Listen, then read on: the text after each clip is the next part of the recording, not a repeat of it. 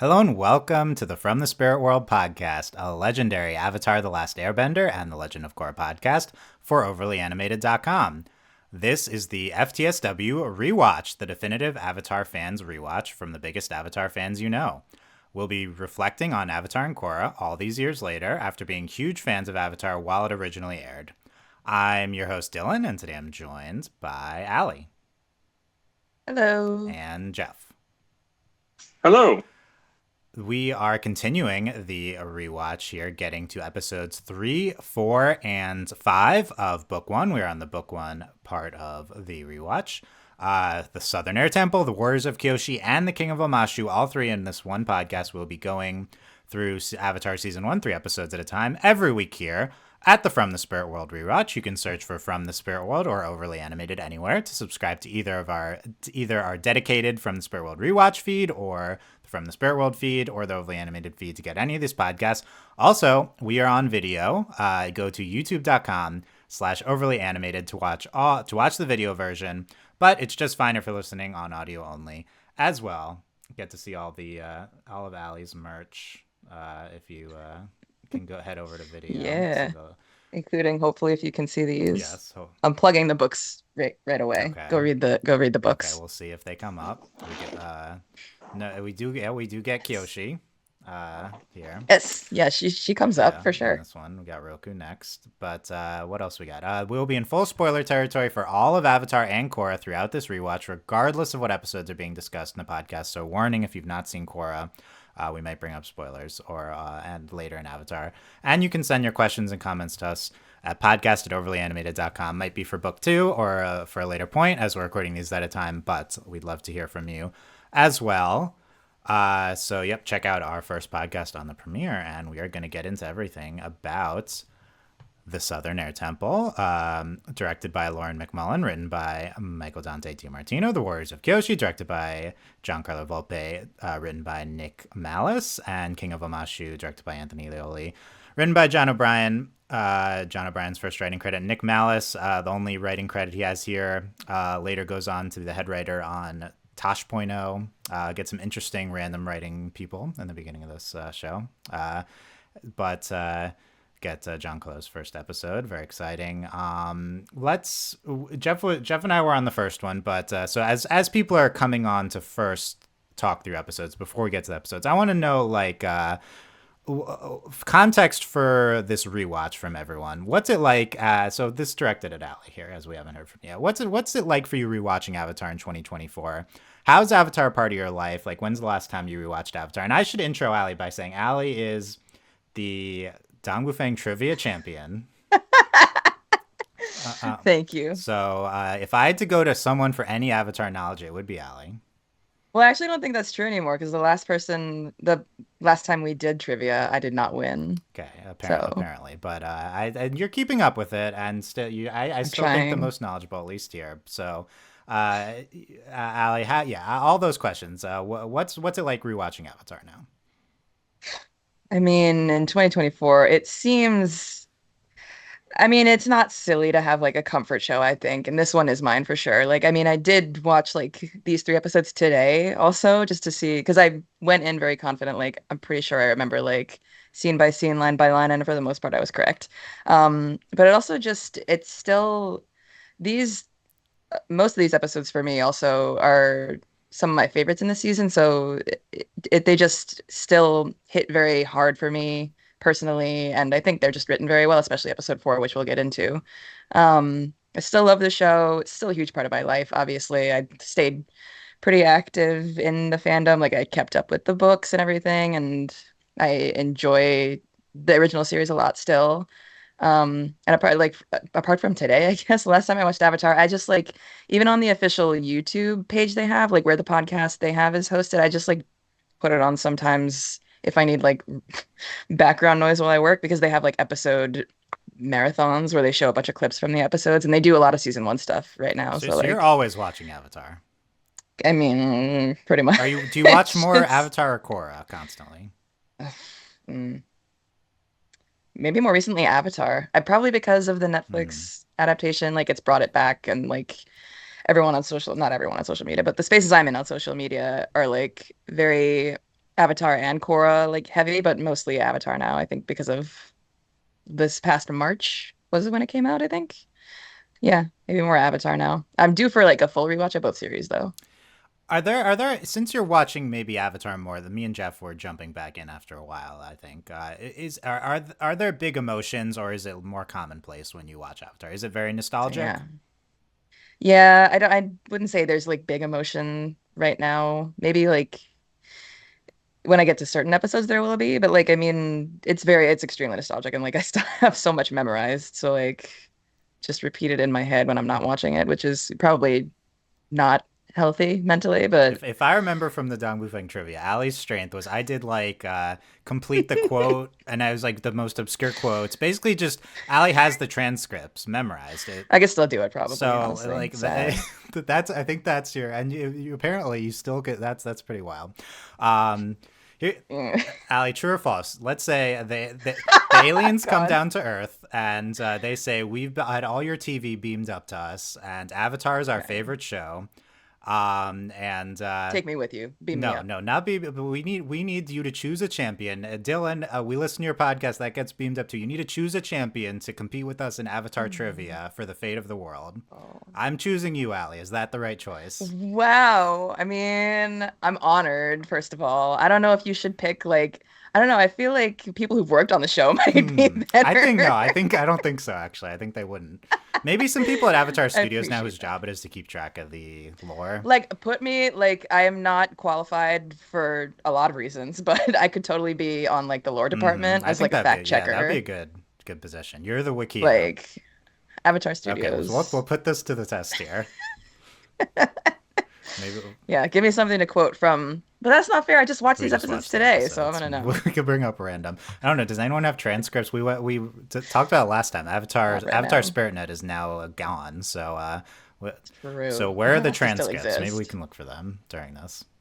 Anyway, let's start to transition to these three episodes. We'll see if three is a lot or the right number for the podcast. I'm interested here. I think some of these three episodes will have more to say than others. Hint the last one, but that's okay. Uh, let's go to Jeff here to start.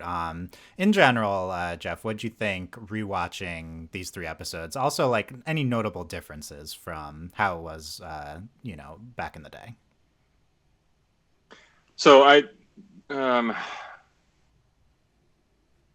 I remember when I rewatched these episodes, when I watched these episodes originally back in the day, it was like it was a rewind for me. I'd already seen season two. You started in So season two as we covered last time, then you went back I'd after. started in Yeah. season two, then I went back. Yeah. Um, but that was like a long time ago. So going through now, it's nice how naturally they do their world building. I'd say there's not a lot of like exposition of here we're gonna just talk at you. Um, so they introduce their villains like Zhao. Yes. Some of these I remarked I after having written down my notes from these rewatches, I'm like, wow, there's a lot of good dialogue in that Yeah. in the Omashu. Mashu. So and the other and the other ones too. Maybe I can So quote it. Okay. So did you enjoy these three? Any favorite rewatching them? uh, any favorites? I think that I liked 103, the Southern Air Temple for the um, Zhao Iroh interactions and dialogue there, Mm-hmm. and just the jokes in Omashu were pretty funny, like the comedic timing and all. Nice. Um, This is a good topic right off the bat. The production codes. We talk more in, at least for me, refer to these episodes more by their number, like 103 for Yeah. season 1, episode 3. So you might hear us say that. That is probably partly my fault. We're all kind of like tryhards, little kids back in the day, and like The other It hasn't changed. another component is that we had the Dangufen contact, right? So we had a little bit of like a production tie-in, and so we kind of wanted to refer to the episodes like how they did in production. This is how the crew would refer to the episodes. Southern Air Temple is 103. That's how they talk about it internally. So maybe the contact would tell us like episode 103 or something when talking about this. So that's maybe the origin of it, but also I just think we're trying to be cool. What do you think, Allie? It could be both. I mean, I still don't know who the contact is, so Yeah, it's a big mystery. It was also, I mean, in the moment, I can tell you, like, it was just like, wait a minute, we did 2 episodes last time, and this is the first of the 3 103. I'll just say that. Look, Like, I said 103 more than Southern Air Temple by far when talking about the episodes, so I welcome that, but I think it's an interesting topic here. I don't think it's also quicker if you want to like just like I don't tell people like this is it what is we're talking quicker. about. I don't feel like we do this for like because Allie's on Modern Overly Animated a bunch. I don't think we talk about other animated shows like this. Like this is. I mean, I do. I totally do think we do both, but it also depends on the show because like sometimes the seasons are shorter. I don't think we're or like it's just Steven like one Universe season. 510. No, but there's like so many. There's so many. That's true. I think I mean, I feel like on outlines we always have the numbers for sure. Mm-hmm. Yeah, but it Steven Universe. Not that like Avatar's episode titles are like any less meaningful. I think they're extremely like well. Avatar is good titles. The most part. You know how many shows nowadays have don't even like they have like abstract titles. It's a pun on a movie, and Avatar is just like it's the subject of the episode. It's what you want. So that's true. Yeah, it doesn't really. Now I will say mislead you at all. Episode 5 is the King of Omashu. It could have been Omashu. The Warriors of Kyoshi could have been Kyoshi.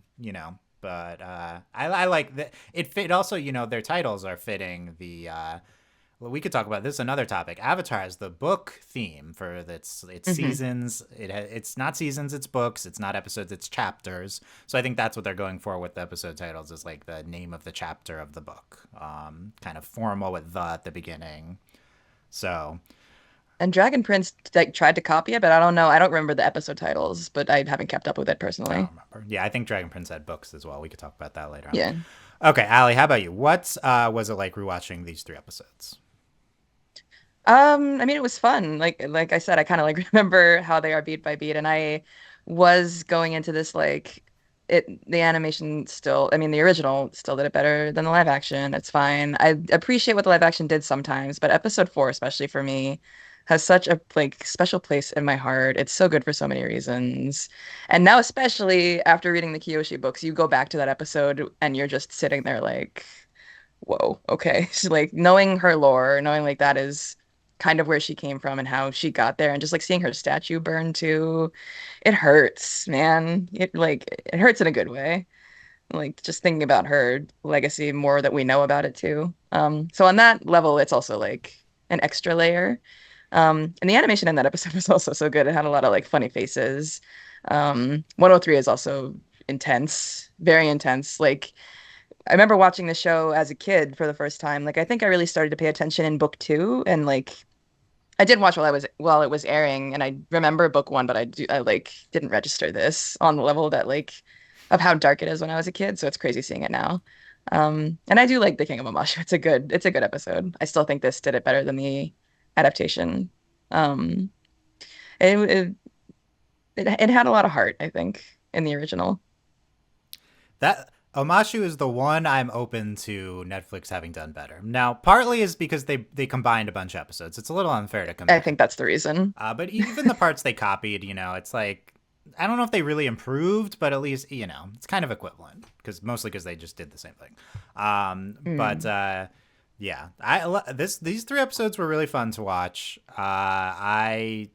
Two of the first 2, Southern Air Temple and Warriors of Kyoshi, I think these are incredible. Some of the best episodes of the show right away. Now, I will say my opinion is not really diverged from back in the day on any of these 3.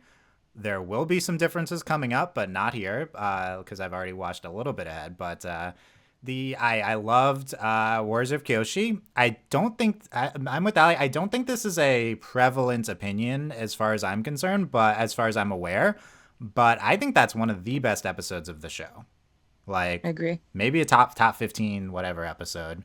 I did find my old episode rankings so I can reference those here. Oh, well, how old are they, first of all? I don't know. It's been a I minute. compiled them during Korra times, but Oh, but that's still like still a pretty decade ago old, yeah. now. So Yeah. I Well, originally had Warriors of Kyoshi 17th. I think that's about right overall. that's Might be fair. even higher. I loved it. I thought Warriors of Kyoshi was so funny.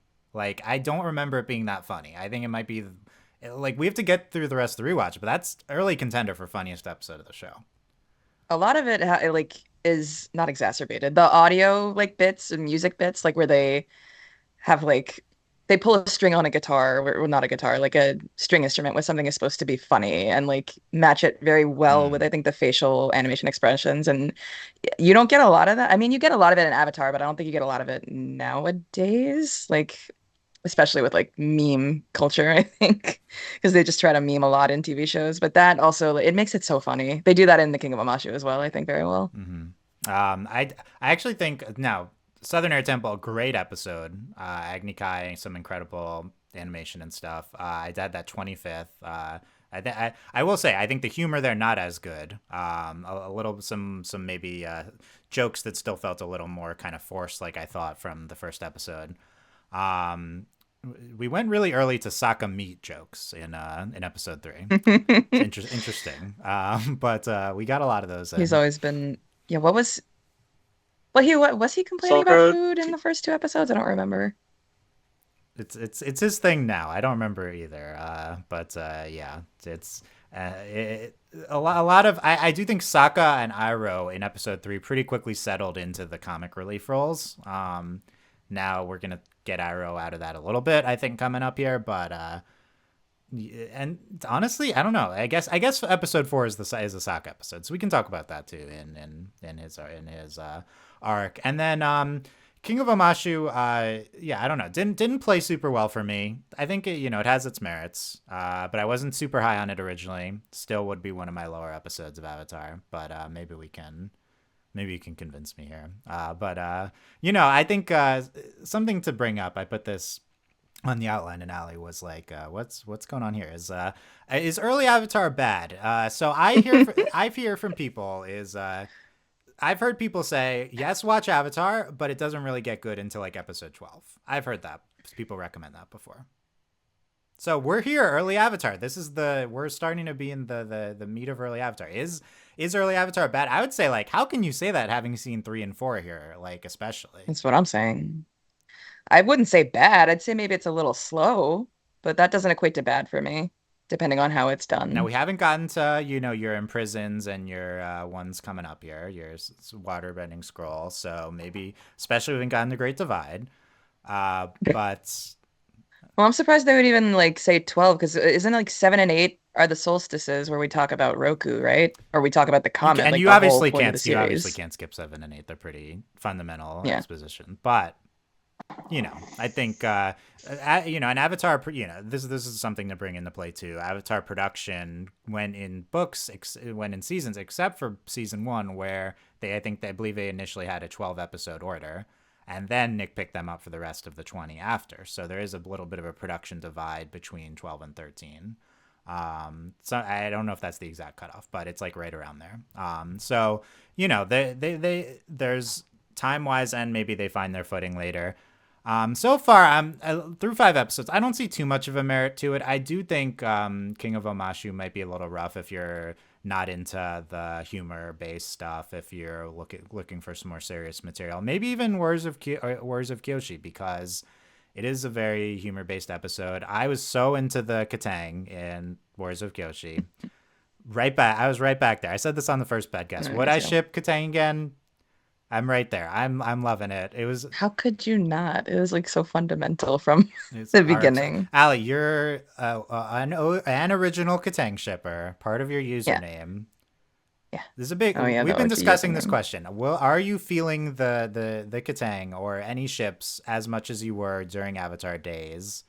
Are you are Much as you it was during Avatar days. are you shipping Katang just as much or Yes. nearly just as much? I mean, just as much. Definitely not harder because I mean, I've like not like I've grown up, but like Mm. I think I'm shipping Suka harder than I used to, especially after rewatching this episode as well. Interesting. But I'm still shipping Katang. Not saying like how could you not ship Katang if you didn't ship them before, but like when I was a kid, I did, so that wouldn't change, I don't think.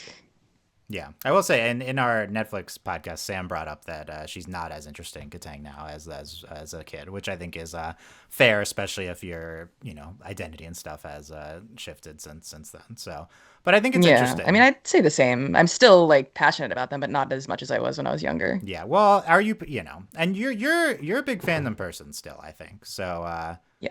I think you're still in the weeds a little bit where some of us are not in some of these shows. So Yeah, I still am in the trenches for no reason. I can leave anytime, but I choose not to. yeah, sure. So are you feeling Katang like you are some of these other ships, maybe especially queer ships, as some of us are more into those types, like or is there like if they're young that I'm not, that's not the type of thing I'd be into anymore.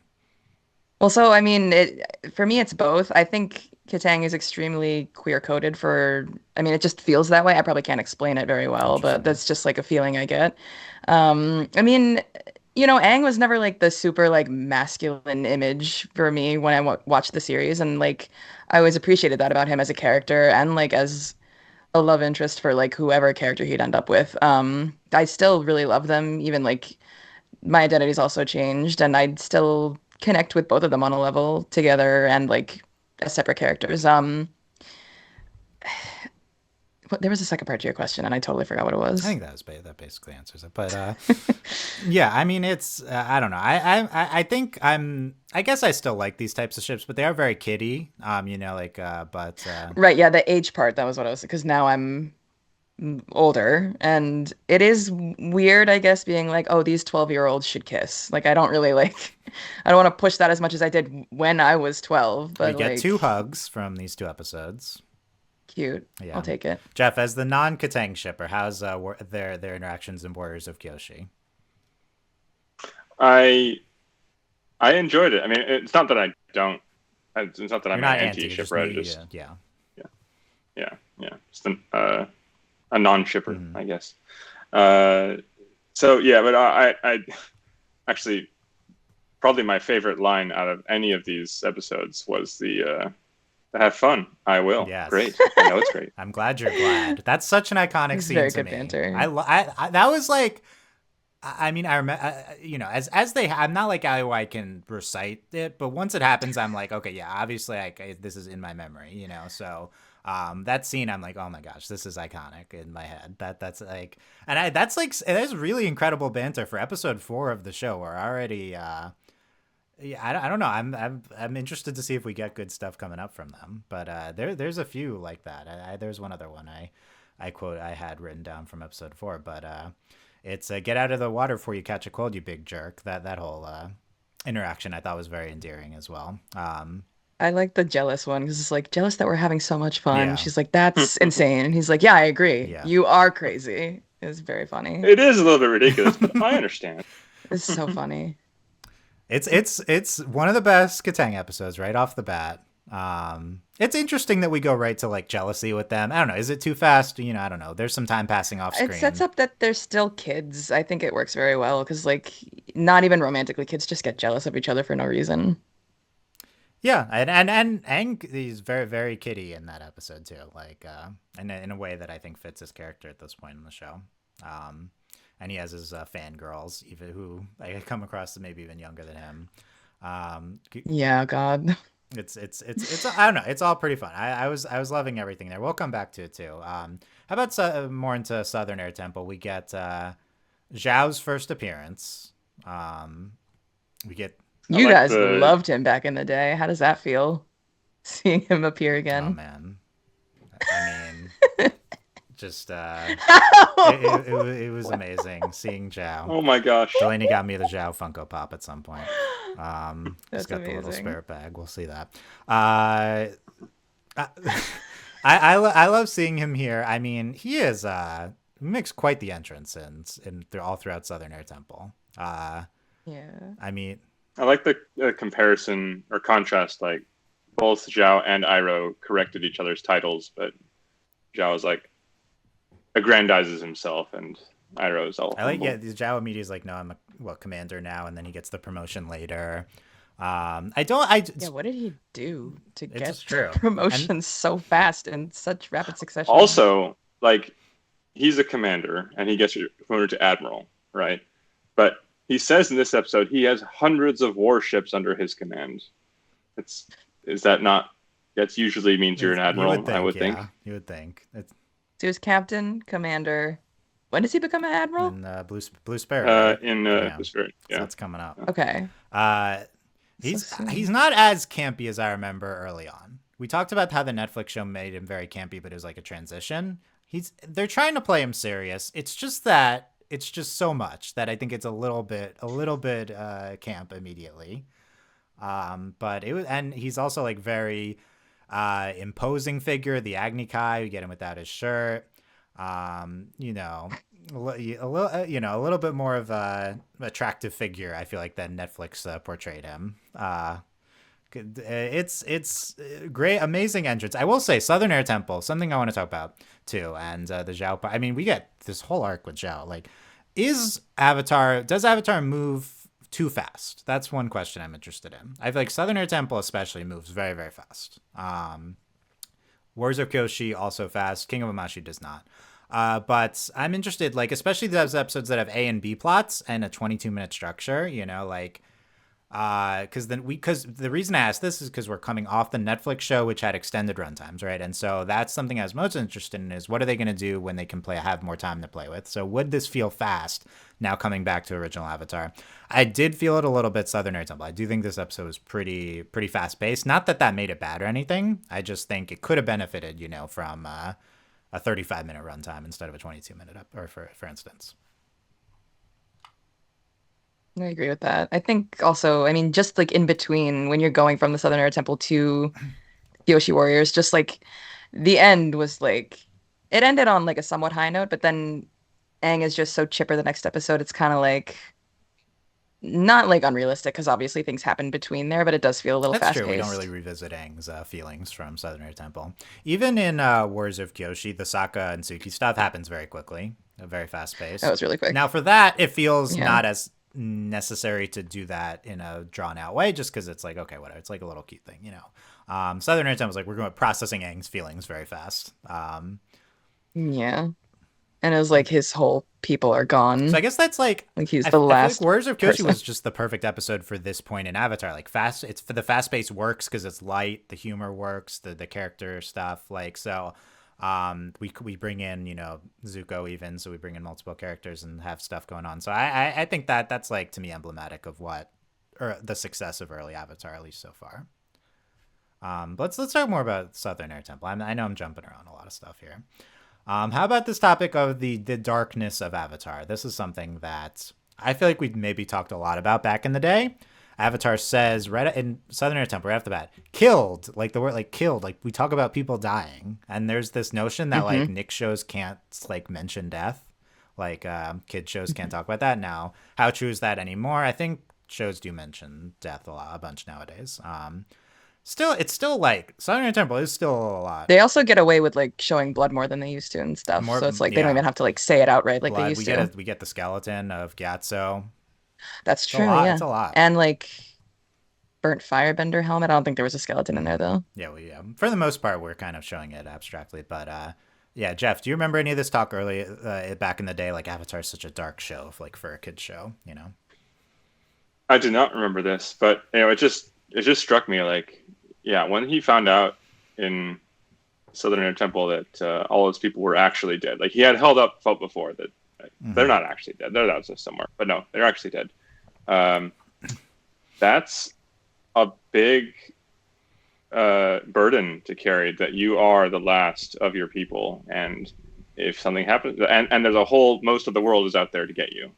So if you die, like that's it for your people. It's remarkable that he's even able to function Yeah, throughout the rest of God. the show as a normal kid, which I guess being a kid helps you not have to look at everything objectively. But still. Yeah, I feel like if we're remaking Avatar and we're doing better than Netflix, then maybe we're giving some more Aang grieving arc stuff at this point in the show.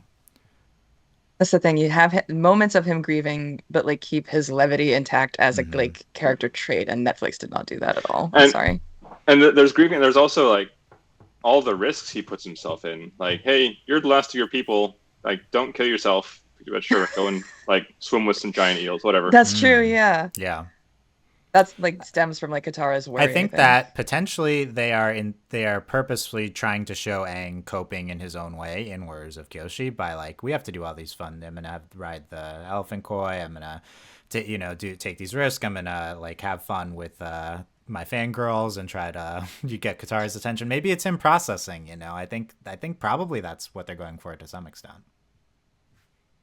You could imagine an arc. Oh, sorry. No, you go. You can imagine an arc where he's like, he enters a hermit phase. Mm-hmm. He's like, no, I can't go out and have fun because what if something bad happens? And then that's a course correct. It's like, no, actually, you need some. It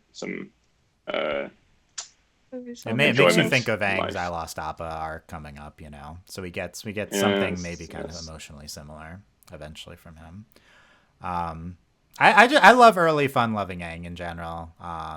It's the Aang I think like we all love, and and I agree with Ali for sure that Aang breaks traditional gender roles, partly because he's a young kid and he's not like super gendered by society yet, and partly he comes from the certain culture which we might view as more non-masculine, even though to them it's normal, and with not eating meat and stuff. And I think that they purposefully contrast that with Sokka with the meat eating stuff in this episode, which is really interesting.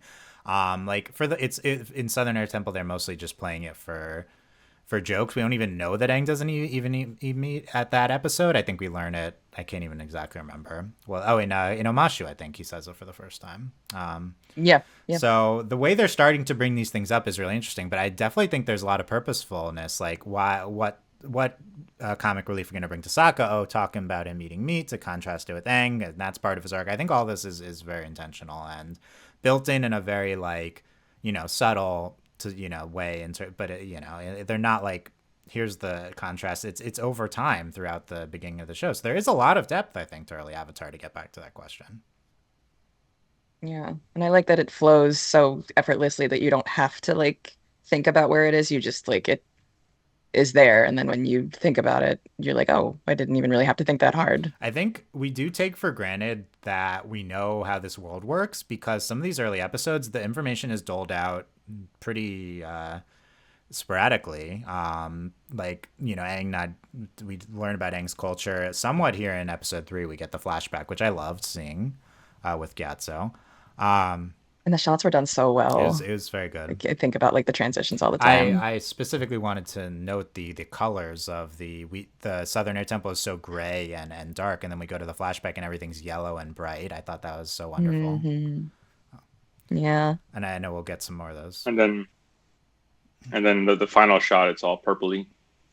God. That's true. Yeah, the color does come back after they accept what happened. I'm going to come back to the animation. I have more to talk about. We can talk about the animation studios a little bit. I think that's necessary to start to get into here. But with I don't know where we segued from, but Aang's character, I think he's really great here. What do we get up to in the Southern Air Temple? So we have Aang. We talked about Aang processing. How about Katara hugging Aang after Ali, in my memory, Aang's in the Avatar state. Katara like goes up and hugs him, and then he gets out of the Avatar state in this episode. That's not what happens. Nah. Does that? Well, she talks him down first, and then hugs him once he's out of the Avatar state. In my memory, it was the fanfic of like hug him while he's in the Avatar state. You're thinking of Appa's Last Days. Desert. No, sorry, the desert. Yeah. Okay. So we'll get there. But I thought that was here, and I was excited. But there was still a good moment. There's so much fan art. It's good. Yeah. That's just their trope. It's the pulling someone out of a dissociative state by showing them affection, which is it's top tier, first of all. No, I have her speech very clearly in my mind, because she like tries to relate to him. She's like, you're not alone. Like, I lost my mom. We understand what you're going through, even though it's like on a completely different level, and we're here for you. And I mean, I think it works so well, I think. Like, I mean, even, you know, the Avatar state is like a crazy thing, but she could still break through to him by like relating Yeah. to him as like you're a human person. You're not like just this divine spirit thing. I And still we're think your it's family beautiful. now. You start to get the Still. found family there, yeah. Again, it does. Again, that is a little quick, but we get the gist. It's they go after Aang now. They And what accept what it. else could she say? Like we're your friends or something. Like We're your I best think I think I pals. think we skipped some foundational bonding, maybe around after 2, before 4, around kind of this time. But oh, yeah, maybe if they did it in reverse. Kyoshi Warriors first and then the Southern Air that's Temple. interesting. I don't think it would work at all, I but just love maybe. with Southern Air Temple. They go for it. So right away, like the premiere, and then Yeah. we're here, incredibly dark, fast paced episode introducing a new villain, having Agni Kai in a very complex scene with complex motivations and character paths coming out. And I remember what we were talking about with the doling out of information. But we learn about the past avatars and lives, and we don't get everything, but we start to get some notice, and then the lighting up of the statues goes out to the world, and and there's stuff that's brought up here that's really expanded upon later with Roku, and with even Katara's mom. Then she starts to talk to Haru about it later. So I think I really took for granted how well early Avatar started to build up all of its characters and mythology and motivations and everything. It's been really impressive to watch here, kind of thinking about it from that lens.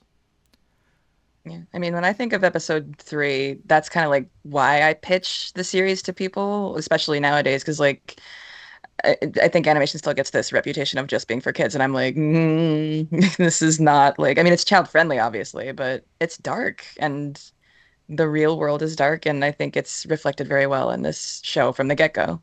Yeah, I think so. Ali, speaking of that, because I was going to say, I mentioned my Avatar origins, and Jeff did as well in the first podcast. And my first episode was episode 7, and so I think, I mean, I was like a kid, but I went back and watched these first episodes, so I maybe didn't get the full experience of like the building up of the mythology. Tell us, when's the first time you watched Avatar, if you remember, as a kid, and I definitely like the yeah. first time, I don't remember. It was definitely season 1, and I mean, I don't think I watched like when it aired, but I feel like my first episode was the first one. Like, I can't. I have a few like distinct memories in my mind of episode like 2. No, not 2. Sorry, like the season finale. Like I remember like staying up specifically to watch that, but I definitely watched before that. I just watched a lot of TV as a kid. Like I would watch SpongeBob, and then like Avatar was on next, so I was like, okay. I feel like it was episode 1, and I liked it immediately. Also, because I was probably getting into anime at the time. It was like what, 2005, Mm-hmm. right? That was when Naruto was airing in English on like Adult Swim, and I was watching that as well. And I was like, this kind of looks like that, You and watched I Naruto like first. I the. said in the first Oh podcast. yeah, I think it was my impression at the time was like Avatar and Naruto were the biggest online fandoms. yeah, yeah, because they aired at the same time in the States. Um, I think I did watch Naruto first, yeah, and then I saw Such a something that weeb looked from the like another start. Oh anime. my gosh. I mean, I was like, whoa, this looks like anime, and their mouth flaps look like English. So I let did me notice watch this. Suki Naruto ran in the climax of that episode. I have to say it's the Sonic The run. Sonic run. We need to go back to Okay. our roots. Sonic the Hedgehog ran like that first. But it's true, she did Naruto run. It was wonderful. I remember like being on my parents' living room couch watching it and like obviously feeling something, but I mean later in the series I felt more, probably around like the storm. It's a good episode. I understand why people pitch it So first. maybe it's at some point during season when you started from the beginning and caught up. Well, how about the fandom? When did you get into it? Was that 2007, 8, 6? Whenever I joined like Was that your Dongbufang, I first think. Avatar fan stuff? Yes. Right. It was my first like fandom Wow. experience, I Okay. think. Right Like to period. Dongbufang. There was no. Mhm. Wow. Okay. So it's probably in Yeah. 2007 then. Yeah.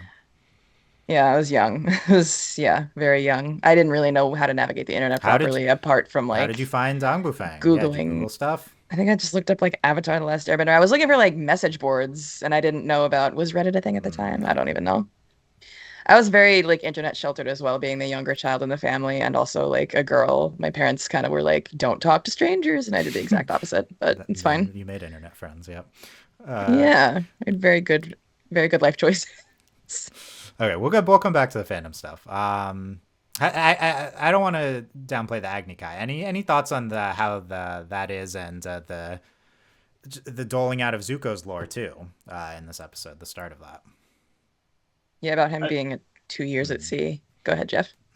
I think credit to Mako, Iroh's voice actor, like just the way he delivered some of these lines. I think gave it a lot of gravitas, like disgraceful. Even in exile, my nephew is more honorable That's than very you. good, yeah. Slade. I said on the first podcast, Iroh, they kind of found Iroh based on what the interviews that as they went. He wasn't necessarily supposed to be this big character, but this episode, definitely the start of it, we get his reaction to Zhao and everything. I think we expand upon him. So I think starting episode 7, so coming up here, but it's yeah, he's so good here. I mean, Zhao and Zuko also. And it's kind of a funny like dynamic when the Zhao like imprisons those two. It's like Iroh being like as senior as he is probably just saying, sure, whatever, I'll be imprisoned, you know, until I feel up It to is this. funny seeing like the contrast with him and Zuko. Like Zuko is so angry all the time about every single thing and very like, let's get to this place, let's go to that place. And Iroh's very slow and patient for obvious reasons, but they're a great duo from the beginning as well. He's probably been that guy who's all angry and wants to get everywhere, and Right? Yeah. then things Some happened. things. Yeah, Sad things. Tragic which we'll things. get Very to, tragic and things. just great animation from the Agni Kai. I want to talk about And the the music. music. Yeah, And yes, music, yes, it's so God, good. oh my God. If you guys have the chance to go see the Avatar concert live, they'll play it, and it's like it's such an experience. Oh. It's I mean, I was watching it today. I was just like, it's still a banger. Like I can't not dance to it anytime and we I hear also it. mentioned that the Book One soundtrack's officially out now, so that's available too. Yes. And we talked about the saga of that, the 20-year saga of the soundtrack. Let's bring in the Avatar animation. So there's 2 South Korean companies that animate Book One of Avatar. And this is typical of animated shows. A lot of stuff gets contracted out to South Korea. There's not as many American in-house kind of animating studios. So they will do the pre-production, the writing, and then the storyboarding and everything in the US, and then they send it to South Korea, and then they do the actual animation there, and then they send it back for post-production kind of intro. The 2 animation studios, I think this was a hot topic back in the day. It was like, oh, some episodes of Avatar look so much better than other episodes. I think we talked about this a lot at the time. There's JM Animation, who animated Warriors of Kyoshi, and then there's DR Movie, another South Korean studio, did Southern Air Temple and Omashu here, so they kind of just switch off for the most part, and it's not always back and forth. At the time, definitely considered JM to be the much superior animation, at least for Avatar. DR Movie at some point gets dumped for another studio for Book 3. But it's really interesting watching the episodes, specifically that DR Movie does over the course of this early season 1. So I will say JM animation pretty flawless from the start. Everything's really incredible here. Yeah. Warriors of Kyoshi looks amazing. The JM Animation spins off into Studio Mir, who animates all of Korra, and then, well, except for parts of Book 2. And then, Studio Mir still going to this day. I'm watching My Adventures with Superman right now, which Studio Mir does. So they're still doing a bunch of cool stuff. I will say the thing that stands out to me most from, and like I remembered this, but I didn't know it would just like be so in my face from Avatar. Both companies have gorgeous backgrounds, gorgeous like watercolor style or actual watercolor background. Like, oh my gosh, you get hit with incredible background after background in watching Avatar. I didn't care that it's a smaller aspect ratio for as standard definition. Like these backgrounds are so amazing. I don't know. Like I guess we talked about it in the day, but that's like the main thing I noticed, Allie. Compared to like modern animation, Just these hand-drawn like watercolor. Like I don't think we get this really nowadays. No, I don't think so either. Especially, I mean, I don't think a lot of them like uh, I guess that's not true. I'm thinking about like shows that like focus on a lot of nature too. And in this season as well, especially they're just traveling around. So it's like you get a lot of like water and mountain ranges, beautiful like forests and So, Southern Air sunsets and Temple everything. starts It's off with this like incredible sunrise. By the way, they put the sunrise behind the title card in Southern Air Temple, which they never do again in the series. Very weird. yeah. It's a one non-white title card, but yeah, just It costs money to do that probably. yeah. I don't know, Ali. Does that stand out to you in terms of rewatching Avatar with the animation? Yeah. The backgrounds, absolutely. Yeah, oh my God. I mean, I think Korra did this well, obviously, because it's the same studio that did the backgrounds. Honestly, I don't know I mean, actually. This is just Avatar and Korra like put together. Both of those backgrounds I think are stunning, but Avatar stands out. And it stood out when I was watching cartoons like as a kid, and I think that's also probably what drew me in subconsciously, maybe. Um, yeah, I love colors. love I don't colors. know. It's beautiful. I think they draw the Just like backgrounds in most the guys say. U.S. They like, and then they animate Okay. them over. And yeah, like I know we have Elsa Galarraga. Sorry if I mispronounced her name. Is doing a lot of these backgrounds in Avatar. Incredible artwork here. Yeah. And yeah, I don't know. It really even in the even in Southern Air Temple, which is the movie, the backgrounds are basically the same and gorgeous. I think the thing that Hmm. is worse is the character models, the faces. I feel like are for the most part worse than the DR movie episodes in Southern Air Temple. I think that's Yeah. true. That being said, Southern Air Temple is gorgeous. So like, Hmm. I feel like we maybe overrated how bad the DR movie animation was because Southern Air Temple is gorgeous. That being said, I think King of Omashu is not great. So I feel like in terms of animation, I think the backgrounds for some reason are not as visible. It's a city, so maybe that's why. But they're less like watercolor style. Um, and then it definitely just stands out way less animation wise. I thought it was a little more rough. So I do think the DR animation is going to really fluctuate throughout the show. The next group of episodes has Hmm. one that I thought was JM and is apparently DR. So it's interesting. And I wonder if it's that straightforward. I wonder if they redid scenes and they maybe passed back and forth between the studios a little bit. That might complicate this a little more. But definitely from Mike and Brian's interviews and stuff, they like, JM was what they wanted from the show, and that's why they try to go full studio mirror throughout Korra. Yeah, I don't know. Any other thoughts on any animation parts that stood out throughout these three episodes? Just that I agree. Some of the facial expressions are odd. Like when Sokka's like, "Oh, Aang being fun is going to put me in a world of hurt." Yeah, his mouth looks weird. There is a part in the same episode. I think it's when Aang finds Gyatso's skeleton and he like has his face in his hands. You can like see outlines of his eyes, like just the Oh, white part, Yeah. and it's a little jarring. I mean, there's always like animation errors as well. I don't know if that was intentional or not. There's also a bunch of I found a lot of animation errors in Warriors of Kyoshi too. Like they put Sokka's like the tone for his like shaved head where his actual hair is supposed to be in one shot, and it's like what's going on there? And it's Yeah, and animation studios need more money. and Fund you animation have to keep in people. mind that Avatar airs. So season one airs throughout 2005. Season two starts up in 2006 and airs throughout 2006. And then as much we for us in the fandom, we'll talk about this more when we get there. But the delay between books 2 and 3 was interminable. It felt that way. It was Yeah. actually only 9 months. It It felt felt so so long. long, Oh but my so these God. they're making these episodes really fast, like all in a year. And I saw some renewed discourse about this today, but how people hate that TV shows nowadays have years between seasons, and they hate it.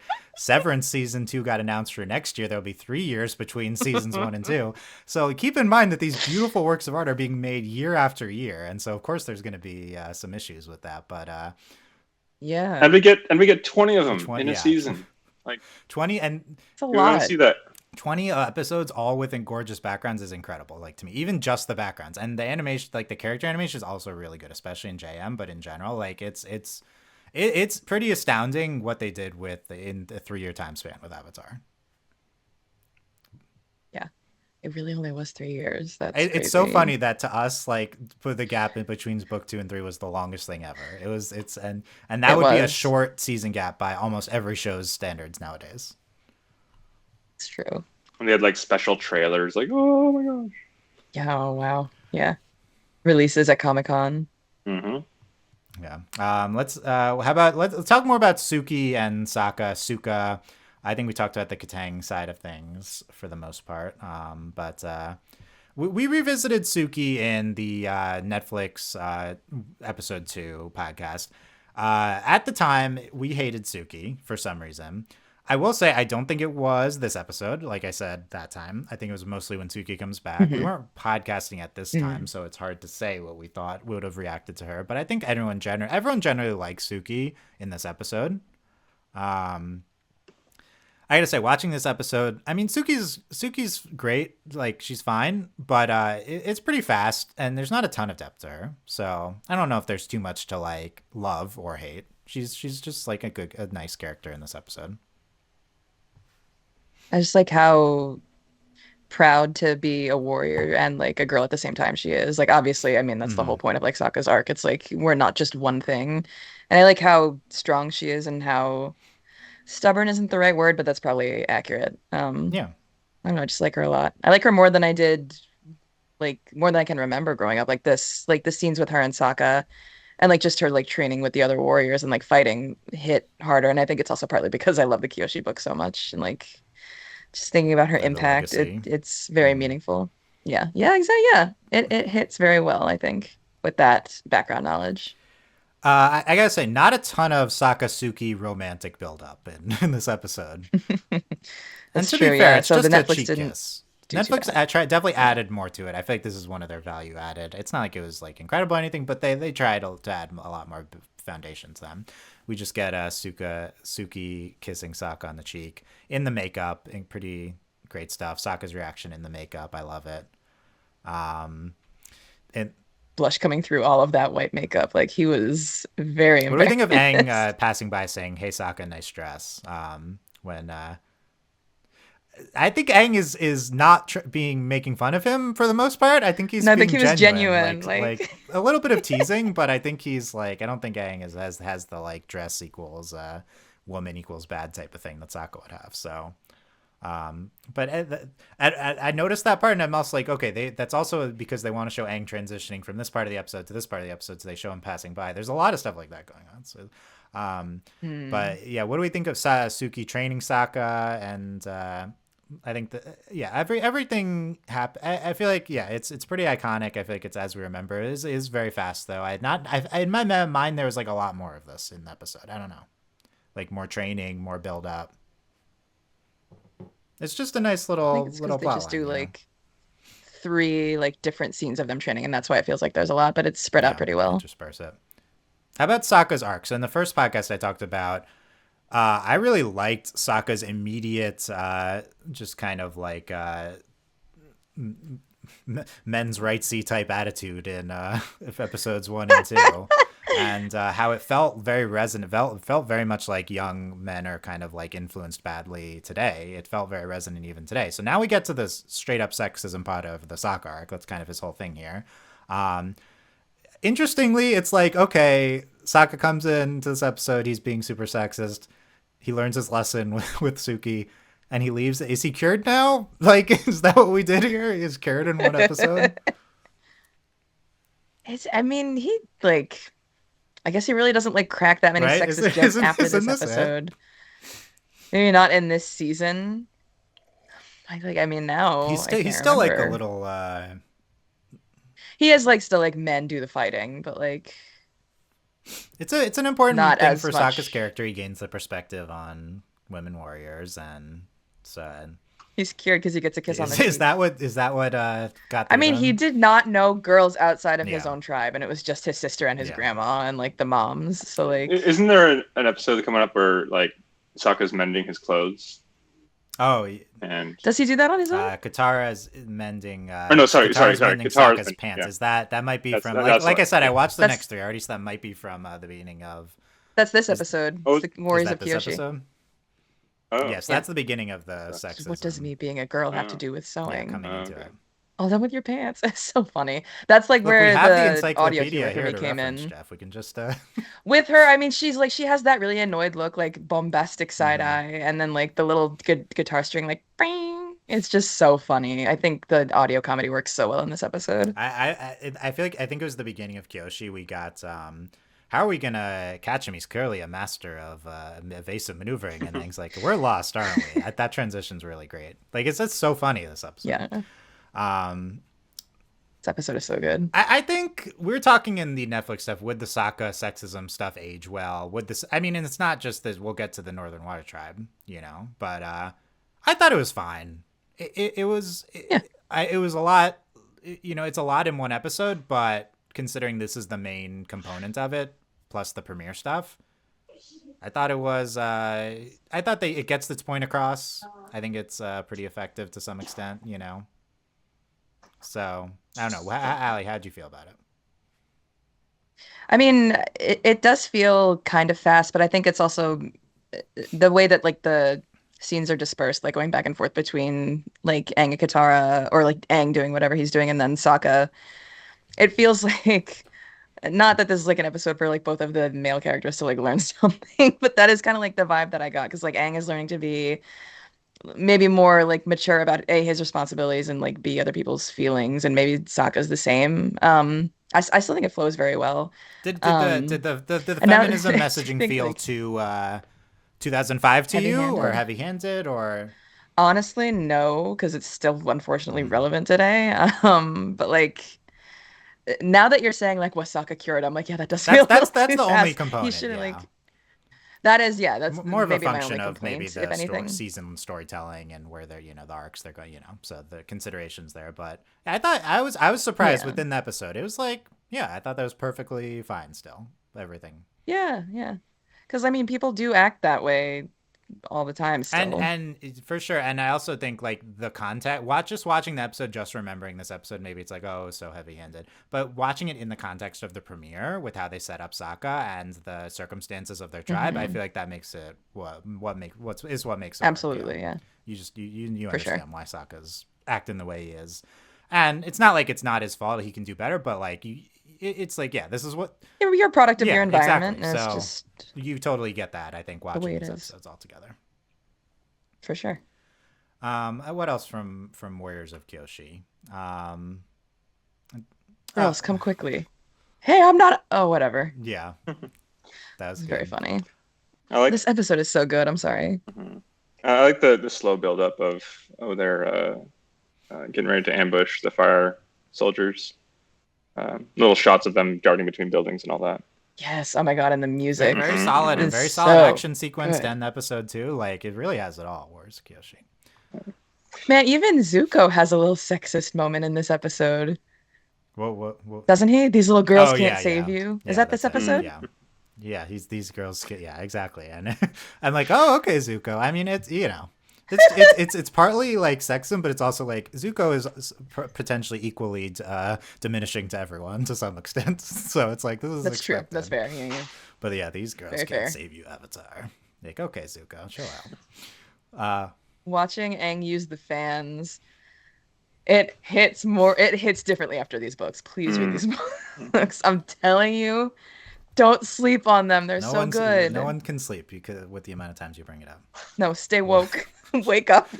How Read the about Kyoshi novels. Foamy in this episode? I Oh, want Iconic. Foamy revisited here. We're gonna we'll do Foamy and then Cabbage I Merchant revisited. well, I have a hot take. I think Foamy is better than the Cabbage Merchant, and he deserves more love because he's us.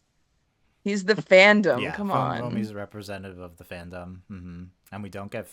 Cabbage Merchant, We'll like, I get mean, to. he's also more relatable now that I'm older, but still. Like I'm gonna say something. Don't turn off your podcast. I apologize in advance for what is Foamy ableist. That's true. No, you're right. Look, we don't need to really. Okay, it's 2005. But at least I'll pose this. Like he's like we're kind of making light of seizures and But anyway, just throwing it out there. I will say there's some like a lot of crazy dialogue. This is more next, or is that this one? I can't remember. Let me. Oh yeah, no, it's in Omashu. Speaking of, like we get the motion, I think twice in this episode, the crazy above your ear Oh, motion. So yeah. there's a lot of that type of thing. I didn't like it in this. I didn't like this. They say crazy. I don't care. Like, whatever. It's like you should avoid it. It's 2005. Like, we understand. This annoyed me a little bit in Omashu. That we keep kind of doing that. That sort of thing. I think foamy, I don't know. I'm sure people have opinions on it. I didn't even think about ableism. I'm just like, I have like, well, with the foam, yeah, I guess that makes sense. I'm just like, I had reactions like that minus the foam when I was very excited about I like something, emblematic so. of the excitement reaction to Avatar. Yeah, I think it's fun. And, you know, I feel like in our day, foamy was equal to Cabbage Merchant. Mm-hmm. It's just, I mean, it's a totally But nowadays, different thing. Cabbage Like, Merchant is the thing, and the meme from Avatar, and yeah. foamy is not talked about as much. Yeah. I wonder if that's why. I didn't No, I even think don't about think that's that. why. But It might it might might be be part why of it. I Netflix did don't not think include foamy, because how do you portray that in live action? But that's I true, you know, yeah. I don't. I think you're right. Like back in the original fandom, foamy was much more of a thing, I think, than now. And Cabbage Merchant, while Cabbage Merchant was a big thing, and we can talk about Cabbage Merchant now. I think he has blown up since the original run of Avatar, and he is now a huge Absolutely. representation of Avatar in a way that he wasn't to us at the time. I don't think. And he shows up in And more they episodes keep too. doing right? the joke, yeah, and so it'll build up more. Foamy comes back one time. Cabbage Merchant comes back Mm-hmm. multiple times. So we get the origin of Cabbage Merchant in Omashu, and I forgot that was me. he shows up. He shows up multiple times in the episode. It's like supposed to be a recurring gag within the episode. So he's like getting into the city and then destroys cabbages, and that's what gets him to Boomy. So it's like a plot point too. I will say the one thing that stood out to me from Cabbage, I do think the like off with their heads, one for each head of cabbage. I think that's very funny. It is very In funny. general, I'm a little bit over my cabbages. You know, Yeah. That's the thing, because it's like his one line after this, whenever he makes an Yeah. appearance. which is fine. I think That's it's like his funny thing. to bring him back as a recurring gag, but I do think that like But here he's like he's like a a person. Like person. he's calling for their deaths for his. I think that's pretty funny, over the top. You know. and he's upset when they get a feast. What are you doing, man? They just destroyed my Is he livelihood. the Cabbage Merchant? I can't remember if Janet asked this in the official Avatar podcast. Maybe they addressed it. Is he the Cabbage Merchant? So just so they could make the joke, head of cabbage, like with the head. Like, is that the purpose of him selling cabbages? Like, did they start with the joke and then work backwards? It must be, because it's the only thing that's notable about cabbages is the head of cabbage. Well, it is a good source of fiber, I assume. Okay, we don't need to extol the virtues of the. I mean, it's possible they were looking for like Chinese crops or something, or something, something like that. Also, like that kingdom is very, overweight with all the feasts, so they need to bring in more healthy Okay. foods. There you go. Yeah, vegetables. Eat your greens. Okay, yeah, but that's anything else from Cabbage Merchant? Did you ever, Jeff? Did you have a reaction seeing Cabbage Merchant again here? Just good times. Good times. It's very nostalgic for sure. Yeah. I feel like people get tattoos of this guy now, probably. Where's the foamy tattoo? People have foamy tattoos, I think. But is that a I shouldn't have mentioned it to Ali. no, I shouldn't have said it. Okay. It's is Cabbage Merchant thinking about vegetable? I mean, the Cabbage Merchant's pretty. He's calling for their deaths. He's pretty messed up, but in a way that we all understand. But they did like ruin his livelihood. Like he just like that was his maybe. I mean, we know because he appears later. It could have been like his entire haul for the year, but it's definitely not. Omashu. The main thing that stood out to me, Omashu, I guess the city, the delivery system, it was all very cool, like how I remembered. I thought it's portrayed pretty well. Pippin Paddleopsicopolis. That's fun in the beginning, yeah. It's pretty quick. I like the guard. He's like he has real family values. Like make sure your grandpa stays out of trouble. Carry his bag. Show some respect for the elderly. He's a real one. Why do they not bother to disguise Katara and Sokka in their like water tribe Yeah, water outfits? tribe And again clothes. in next episode in Imprisoned, it's like, do people just not know what water tribe people look like in the Earth Kingdom? I guess. Well, yeah, no, that's true because the south is so small. I guess 'cause it's been invaded North so is often. isolated. I guess they just don't know what water tribe people look like. Or like they don't care. Like at least with Aang, like they don't really want to disclose that like he's the Avatar, but like maybe just like people from the Water Tribe, it's like, oh, They you're they traveling? could Yeah, be traveling, come yeah. Yeah. tourism, And in explore our Prison city. Qatar poses as an earthbender, so which I think is particularly funny / egregious. In her Yeah. Water Tribe clothes. Notable. Uh, the it's the Boomy's trials. That we fight Boomy, Rock Candy. I don't know. Any thoughts on all this? Well, I don't know. Some of these challenges were kind of goofy, but also the lead up to them. Like this kingdom seems to have a very centralized criminal justice system. Like Right to the vandalism king. gets Yeah. gets you an audience with the king. You know, I don't know. Unless he already got word that there's this weird Pip and What else Papadopoulos does he with have like. to do, I guess? Like it is a pretty small kingdom compared to like Ba Sing Se. Maybe that's why, Yeah, like it stood out to me that we really just don't get to see that much of Omashu. Like the main thing is like we see the delivery system and then we see Boomy and the palace, I guess. But this is one thing I did like about the Netflix show. We got to see like the vendors in the streets and stuff, and we had a fight scene through there. But this is like yeah. the second major Earth Kingdom city, and we really just kind of just speed through it, and we don't see that much of what's going on here. And I love that with the a few things really did lead up to me when they were going through before they got taken to Bumi. They're only there. Like this didn't click for me until I watched it this time through. They're only there to ride the tram or the thing. That's the only thing they're there for, and they're gonna leave. Oh god. Is that what Egg says going in? Yeah. Why are they? There's no other. No, Aang says that when they're about to go down the chute. He's like, "Okay, one ride, and then we're leaving." Well, why do they enter Okay. the city in the Going first there. place? He just mentioned he visited his friend Boomy there, so maybe he was like, I want to go on a nostalgia trip. And I feel like, I mean, even like the Warriors of Kyoshi, like he knew about the elephant koi and he like wanted to ride them. So maybe like after seeing the Southern Air Temple, where he doesn't like how much everything has changed, he's like, I need to see like if anything is still the same, so I can like have a grip on my sanity somehow. Maybe That's fair. That is fair. But then when they're on the chute, that's the vibe I got. yeah, that makes sense. Like, and then he's gonna get in trouble because the spear's coming at him, and like probably the dumbest thing possible is to just hop off the track. Like you're an airbender, just blast the spears backwards a little bit, you know. That's true, yeah. Yeah. Whatever. And even Qatar was like, use your airbending like to get us off the ride. And he was like, oh yeah, let's go even faster. He's crazy. I do. Sorry, I can't say. Look, that's what the show's doing. I do think the this Omashu is part of an intentional effort by the show at this period to establish the Earth Kingdom, and I think it's like that's one of the main reasons we do this. I guess we got to see the Omashu, see a major city in the Earth Kingdom. We're going to see villages coming up. We see Kyoshi, which is kind of a separate thing, but also a village. So I do think the show also is a very intentional and good job of building up the world here. Early in book one. To your point, I think Netflix did a great job with like everything involving Omashu, like everything except for Boomy, personally. I think Boomy was like, how do we think? What do we was think of good, Boomy but here? I think Did you like seeing Boomy again here? I mean, I did. I'm just like in terms of like the city itself, I think they embellished it. Yeah. Okay. incredibly How about well back to in this the live action this series? Avatar? How about what do we think of revisiting Boomy? Is he No, he he's fun? fine. He's fun, and he like I like him. I just never really like had that strong of a connection to him in like watching the series when I was younger either. I mean, I thought he was funny. And his jokes are pretty funny. Let us leave. Yeah. Yes. And all of the coughs, like the long pause and then just Yeah. the awkward. The audio comedy here again is great. Yes.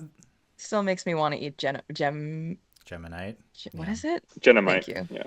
Which that like confuses me. And this is something I would have harped on if we had been podcasting at the time. Like, what is that mineral? Like, it sits there and it grows, but if you eat it, it doesn't consume Does it grow inside you? Right? It must not. So.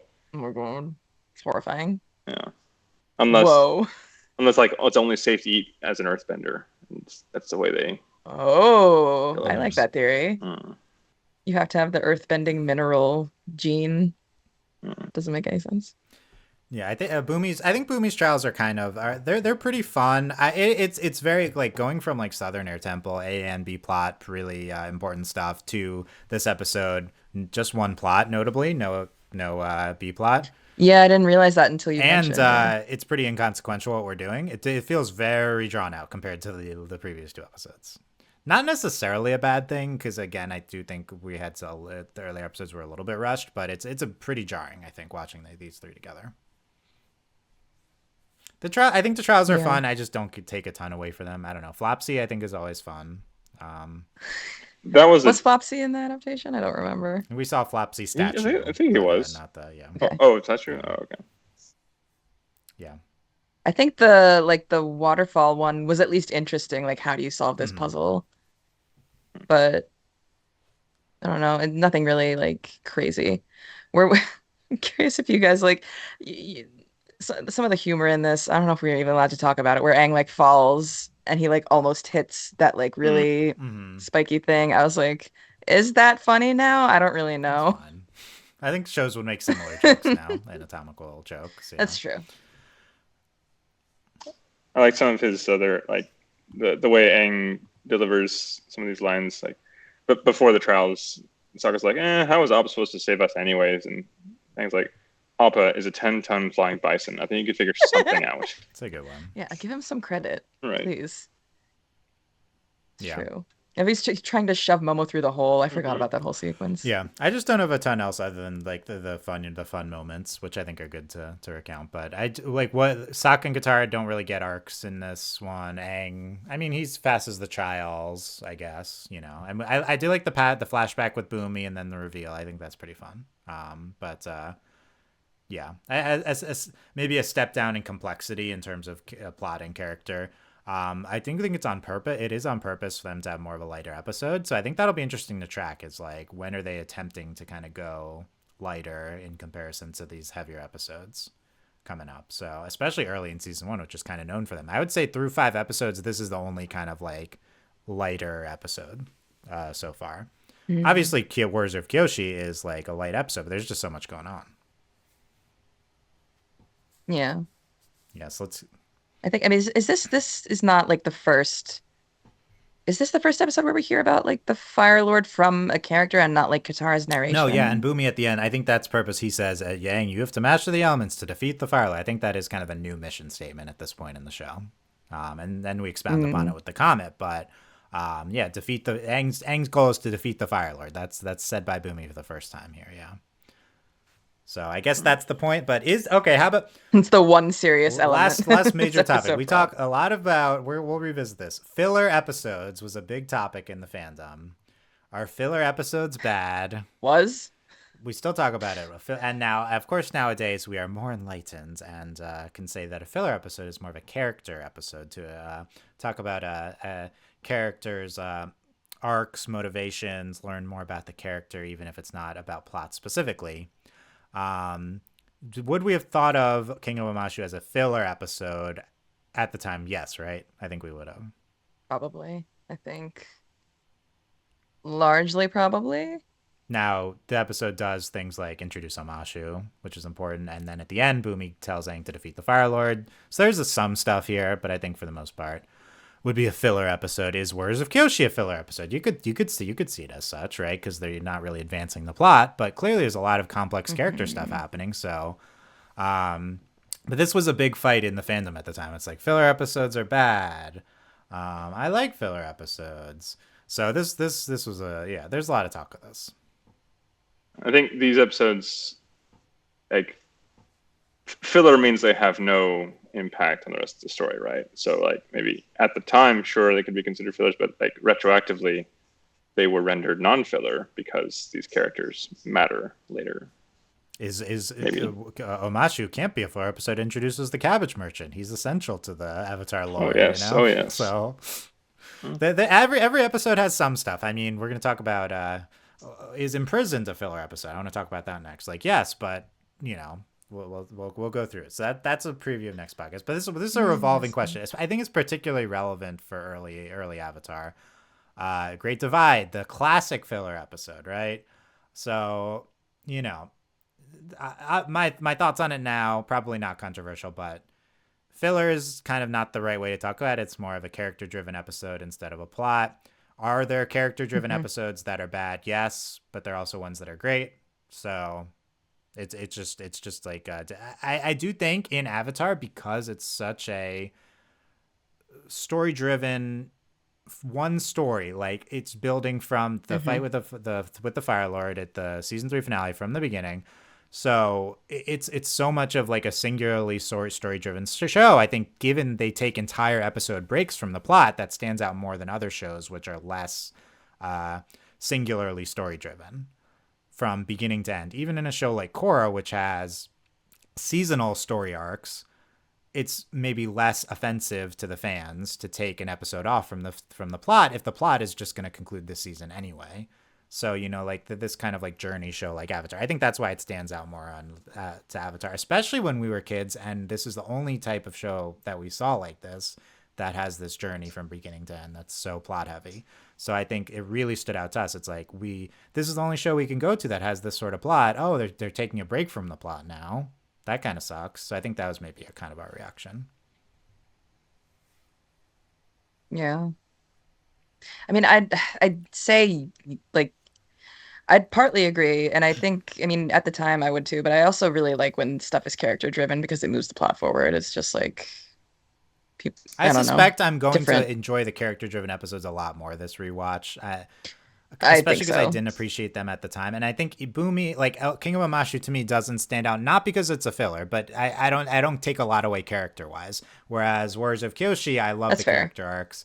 I will say, spoiler Yeah. alert, one episode coming up, I loved the character arcs despite it, you know, being a filler episode. So I think I'm wondering if, you know, will I take more away from the Great Divide? Will there be great character work in the Great Divide? We'll have to find out. That'll be interesting to see. I'm waiting for all the hot takes saying that actually this was a really good I episode. have one I coming up. I'm know. so excited. But honestly, Is it the no, Great Divide? I haven't rewatched Great Divide yet. But this, I think my opinions have not really changed these three to start to conclude. Yeah, I had Southern Air Temple 25, Warriors of Kyoshi 17. But I don't care about the number. But these are both great episodes. I had King of Omashu 52, pretty low. We'll see if it stays there. You got to watch the other ones, but How many episodes are there total? 60, 61, depending on if you count Okay. you know, if you're counting two-parters, but yeah. So Mm. pretty low, but I think my opinions of some of these lower episodes will change. We'll see. I don't know. Anything else on Boomy or King of Omashu? Or anything else from any of the episodes we didn't specifically hit on? Nah, it's not important. Just back to Kyoshi Warriors. I just the scene where they're like relaying information about where like the Avatar is. I thought that was very well done. Yeah, Like the a Avatar's on montage. Kyoshi and it's just like traveling through one fish. I love it. I love that episode I so much. It's like it so was good. so good. Like rewatching Ali, we watch so much modern animation. I feel like Warriors of Kyoshi would just be a stunning episode nowadays too. Oh my God. I don't really want them to redo it, but I think if they did, it would be like a Just masterpiece. like any show with this type of episode. I mean, it's so complex. I don't know. Like I don't think I think that is not a common opinion you'll hear. Warriors of Kyoshi, one of the best episodes of Avatar. I think Hmm. it is. Oh, a couple things from Southern Air Temple. One, there's this point where Katara snaps Aang out of his little trance, and Yeah. I think that might have single-handedly forced them to go to the fire to Kyoshi or Roku's temple, because otherwise he would have had that conversation back in 103. It was all thanks to Katara for not having that happen. Anyways, also there's a ton of statues in that room, and And so it ends also. and it ends. So it sounds like it's like going to be someone's really painful chore to shift all of those statues by one every time When a they new add new avatar ones, is born. that's true. Can they And airbend also, them? they're remarkably clean. Yeah. Well, the Like, room was locked, I guess.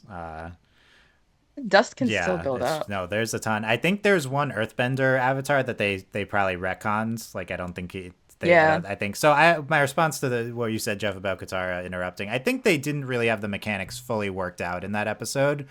So I'm you know, sure so not. I don't think that they like, and we'll talk about this with the spirit world. They really grow the mythology as it's not really super consistent from the beginning. There's this one Earth statue guy. Roku, you get Yang Chen, and we see everyone else that we know, but there's also like a random guy there that they don't talk about anymore. Um, Was it? It should have been Kuruk was I think there. Or it was like Kuruk was there before Yang too. Chen. I don't remember, but I have to look it. I'm pulling it up yeah, now. I don't think that they're so stringent on everything that they've established here, but that was really, especially early on, you see all the statues. It's pretty striking, and introducing the concept of the past lives and the avatar. I think that's really good there too. Like speaking of how they dole out the mythology throughout. Hmm. Okay, wait, yeah. Uh, I can't see. Hold on. I'm looking to see if I have anything else here. I mean, what I didn't. Roku and Yang Chen is Yeah, next to Yangshin's him, there. I don't. which is Yeah, I don't think the wrong. order's right. Yeah. The instead of Kyoshi, I think they just have a guy, right? I don't know. Think Kyo. I mean, Kyoshi might be there in the wrong order, No, I think yeah, I think she just is in the wrong place. I was but like, then they go to someone was Kyoshi tweeting about next this the other episode, day so as they well. clearly knew it was Kyoshi. I just think it's it because like it is a spiral inwards, and like there's Roku, and there is space for Aang and maybe for Korra, and then there's just like no space at all. So like, what if like they They knew knew that the Avatar line would end in that the Korra. cycle would be Wow, I like broken? this conspiracy theory. Yeah. Not that it would end, just that it would be broken and a new cycle would Mm. start. Then what are they going to do with this section of the temple? It just like destroy all the statues because the past lives don't exist Hopefully they wreck anymore. on that. We will see in Avatar Studios. Uh, I didn't talk enough about Zhao, but there's room for more Zhao to come up. I'm I loved Zhao surprised, at the yeah. time. This is such Southern. It's so good. Zhao's he's a beautiful, imposing figure in this episode. Like I didn't appreciate at the time. I think as a kid, the magnificence of Zhao, but I memed on him a lot. And the show. I'm interested to see when will Zhao turn into the more meme figure we think of him as now. In the in here. I'm trying to remember the next episode he shows up in. Is it like it's not the storm? It's not The Blue episode Spirit? 8. No, in the part 2 of the Roku episode. Yeah, Oh, yeah. that's right. So Yeah, on the we'll water. get to him next podcast as well. So yeah, I linked a Reddit thing of all of the Avatar It doesn't show statues. the order, but it has like statues, which is a lot of work this person put into it. I'm Yeah, good impressed. job. They really zoomed Yeah, and in. a lot of them are nondescript, and so you don't really see all of them. But We do know about some of them from the novels. I'm just I gonna. assume that they're not holding to this room in episode 3 so strictly in the Avatar canon. But I don't know. It's not like Avatar it's not statue. like it's that much to hold to. So No. anyway, let's. Any Allie, any final thoughts on these 3 episodes? What you thought of them? Uh, Kyoshi Warriors goaded. I don't know. Uh, like the group and the episode, the Warriors of Kyoshi. This is just great, very great. I think I'm glad I was on this one because I kind of like forgot my love for that episode, and it's just kind of peak in the series, I believe. In my head, fortune teller, right there with Warriors of Kyoshi. In my some of my favorite. We'll Mm. see if I love fortune teller as much as I remember. We'll see. I mean, I was obsessed Yeah, with me it when I too. was younger. I don't know if I'll have the same Warriors of feeling. Kyoshi held up. We were obsessed, and it held up. We'll see about fortune teller. Yes. Yes. Jeff, any last thoughts here on these episodes? It's just great to go down memory lane. So It's been fun so far with this Yeah. rewatch. I never have a bad time watching this show, ever. Well, you're always watching, so. Allie, how about this to Yeah. wrap up? You're like I said, you're watching a lot of these modern animation shows. How's Avatar now that you're actively watching, quality wise, even these early episodes? How's it compared to modern shows? I want to say like it's pretty on par, if not sometimes better. But I mean, I feel like, I mean, we thought of Avatar I as the mean, best show ever. Like, is that still true? well, I'm speaking like I'm not well educated or informed enough, but I feel like maybe the industry was not as like under fire as it has been in the last like 5 years. Like sure, it had more obstacles than it like does now, like different obstacles. But I think it holds up. Like I still compare it to a lot of the stuff I watch that's coming out more recently, and I'm like, sometimes I'm like, Avatar kind of paved the way for this to happen. It's probably giving it a little too much credit because Oh, it I'm biased, paved but I still definitely feel paved that the way. way. I don't know. I think Yeah, episode 3, episode 4 here. it totally holds up. Yeah, I think those two I for think sure hold up better in than like even the good shows we see. I think better something. than Yeah, almost everything we're seeing. I don't know. Like, I mean, that's not like that out of a take. Like, in my mind, Avatar and Korra are the best shows No, ever. I'd agree with So, that. Yeah, some of these, the best I agree. episodes should be better. But I think there was like this question: would Avatar hold up now? This first time I'm watching it in 10 years, and Yeah. yeah, I think so far it has. That being said, we'll see. Some of these Omashu type episodes maybe won't hold up as much, but I don't know. I'm interested to see how many of those there are for me. I think it kind of is just going to vary by person. Yeah. Yeah. And by like episode scenes Yeah, and that's specifically, true. like Even though Omashu had a lot of good stuff in it, so it will be interesting to track as we go along here. But so far, Avatar's holding up. It's been great. Been fun rewatching here, and let us know what you thought of these 3 episodes. What you thought of our discussion. We'll work some more fandom stuff in as we go. I know we didn't explicitly talk about the fan sites and stuff as much here, but you know, we're not really at this point in 2005. We're not really in the fandom engaging yet, so I think it'll come up more as we go along, tied to the episodes. speak for yourself. You said it wasn't until 2007. That's fair. No, yeah, no, I know. You can email us podcast@overlyanimated.com. Subscribe to us on YouTube if you enjoyed this. Subscribe to any of our feeds and consider supporting us via Patreon at patreon.com/overlyanimated. Thanks to all our patrons, especially our patron of the podcast, Phonician, and thanks as always to our patron executive producer, Steve Michael and Phonician. So yep, more of these coming out weekly, hopefully here. Next up, we will be getting to I scrolled down on the Avatar Wiki episode list. I was checking something in season 3. Imprisoned, Winter Solstice parts 1 and 2. Interesting group there. I don't know if any of those are episodes I originally loved, but will be interesting to revisit. You didn't love Haru. Oh, I'm ready to talk about Haru. That's coming up next week. We'll come in hot on Haru. Haru versus Suki.